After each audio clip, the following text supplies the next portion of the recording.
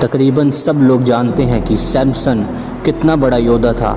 उसने एक गधे की जबड़े की हड्डी से 1000 पुरुषों को मार दिया था, और जिसने एक शेर को बिना हथियार अपने हाथों से ऐसे फाड़ डाला था कोई बकरी का बच्चा हो।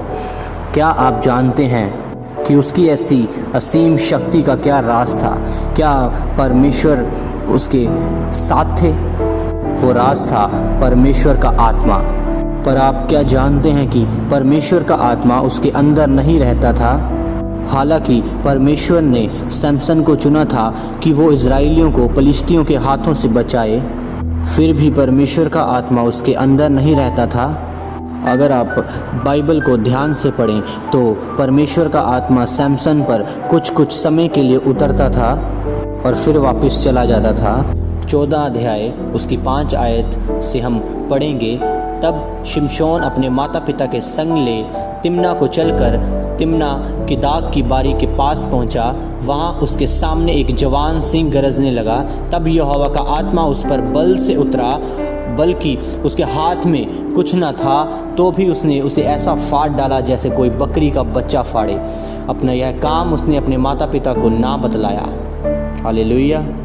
फिर आगे, तब यहोवा का आत्मा उस पर बल से उतरा और उसने अश्लोक को जाकर वहाँ के 30 पुरुषों को मार डाला और उसका धन लूटकर 30 जोड़े कपड़े और पहेली के बताने वालों को दे दिया।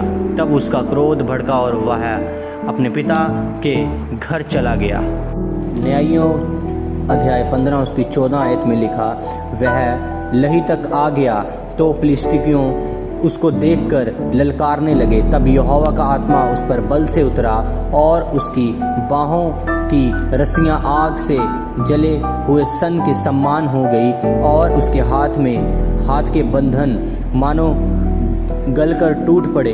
तब उसको गधे की हड्डी की एक नई हड्डी मिली और उसके हाथ बांध बढ़ाकर उसे ले लिया और उससे उसके 1000 पुरुषों को मार डाला। इन सभी वचनों से परमेश्वर का आत्मा सैमसन पर उतरता था, पर हमेशा उसके साथ रहता नहीं था। न्यायियों अध्याय 3 उसकी 10वें आयत में लिखा, उसमें यहोवा का आत्मा समाया पर आया। न्यायियों 3 उसकी 10 में लिखा, तब यहोवा का आत्मा ओतनिएल पर आया। न्यायियों उसकी 6 उसकी 34 आयत में लिखा, तब यहोवा का आत्मा गिदोन पर आया। पहला शमूएल 16 उसकी 13 आयत में लिखा है, जब शमूएल ने अपना तेल का सींग लेकर उसके भाइयों के मध्य में उसका अभिषेक किया और उस दिन से लेकर भविष्य को यहोवा का आत्मा दाऊद पर बल से उतरता रहा। तब शमूएल उठकर रामा को चला गया। पर अब ऐसा नहीं है। अब परमेश्वर का मंदिर हम हैं। अब परमेश्वर की वो हैकल जहाँ पर पवित्र आत्मा रहता है वो हम हैं। अब परमेश्वर का आत्मा हमारे अंदर हमारे साथ 24 आवर रहता है। जहाँ कहीं हम जाते हैं वो परमेश्वर का आत्मा हमारे साथ में हर समय व्यतीत करता है, हर समय जाता है, वो हमारे अंदर ही रहता है। और पहले ऐसा नहीं था। पहले परमेश्वर मिलाप वाले तंबू में महायाजक से मिलने के लिए आता था और परमेश्वर उस तंबू में परमेश्वर इंसान को मिलने के लिए आता था, इसीलिए उसे मिलाप वाला तंबू बोला जाता था।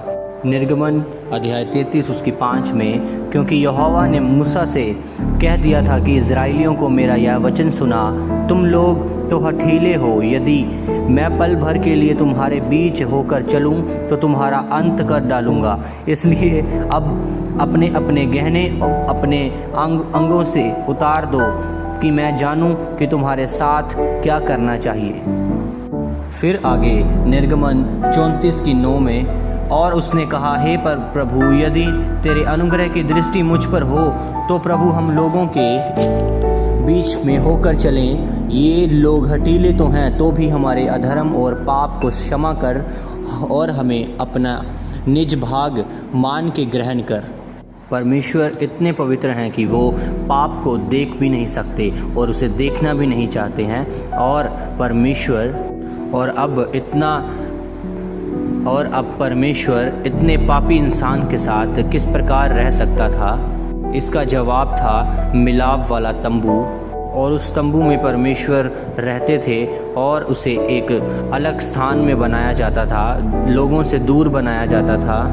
आप कह सकते हैं कि उस तंबू को, उस स्थान को लोगों के रहने वाले स्थान से बाहर बनाया जाता था। जब किसी को भी परमेश्वर से मिलना होता था तब वह उस तंबू के नज़दीक आकर परमेश्वर से मिलता था। इसके बारे में हम निर्गमन 33:7 में पढ़ते हैं। मूसा तंबू की छावनी से बाहर वरन दूर खड़ा कराया करता था और उसको मिलाप वाला तंबू कहता था। और जो कोई यहोवा को ढूंढता वह मिलाप वाले तंबू के पास जो छावनी से बाहर था निकल जाता था। तब मूसा तंबू के पास जाता, तब सब लोग उठकर अपने अपने डेरे के द्वार पर खड़े हो जाते और जब तक मूसा तंबू में प्रवेश ना करता था तब तक उसकी ओर ताकते रहते थे। वो मिलाप वाला तंबू स्वर्ग को देखकर बनाया गया था।